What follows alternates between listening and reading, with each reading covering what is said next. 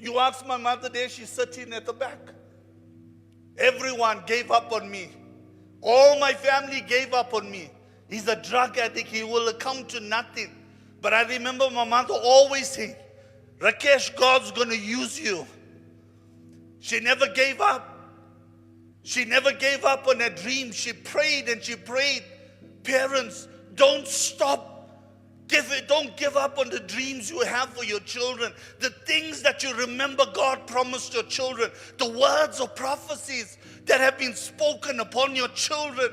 The words that have been spoken upon your marriage, upon your business. Don't stop believing.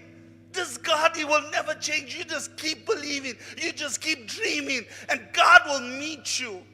This is the word of God. You need to dream again. There's many things that you lay down because of the circumstance of this world. This year has not been good at certain times. But that doesn't change things. The pit never changed the dreams that God gave Joseph. The prison did not change it. In other words, your circumstances and the words of man have not the power to change the promises that God has promised you. If you have never had a prophecy to hold on to, yes, this whole Bible is filled with prophecies. And these promises of this Bible is yours to claim and to possess, my brother and my sister. You don't need a man to come and prophesy to you when the God of heaven is prophesying through His word that will never ever fail. The word of God says that if I be for you, no one can be against you. You better hold on to that. The word of God says that if 1,000 will fall by your side and 10,000 by your right, but none shall come near you. Hold on to that promise and never give up on it.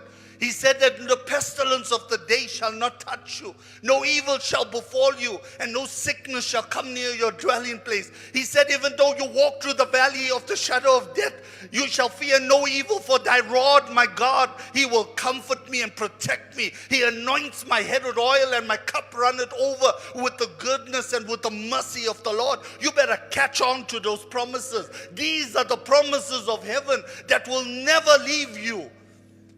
Even in the valley, David stood up in the valley and he says, this valley will have no power because the promises of God is greater than this valley. That's why David was able to stand in the midst of the valley and say, even though I walk through this thing, I will not fear it.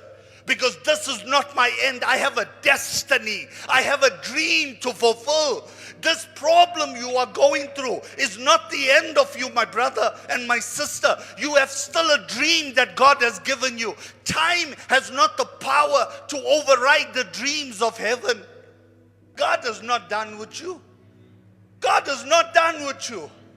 You have seen some blessings. You have seen some miracles, but that's not all that this God has for you. My Bible says in the first book of Corinthians, chapter 2, verse 9, it says, eyes have not seen and ears have not heard, nor has it been put in the heart of man the things that this God prepares for those that love Him.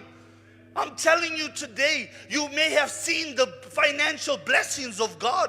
Your business may have been blessed. Your family may have been blessed. Maybe you got a good job, but that's not all this God has for you. Dream another dream. There's more to this God. He's not done with you. He wants to celebrate you before this world. You are the trophy of the Most High God. And He wants to put you as a celebration before the devil. When He raised up Moses, He said, Moses, I don't need you to talk. I don't need your ability to talk. I just want to celebrate you before my people. Now come with me and I will take you to a place called destiny. This is the promise of God. Don't stop believing in this God.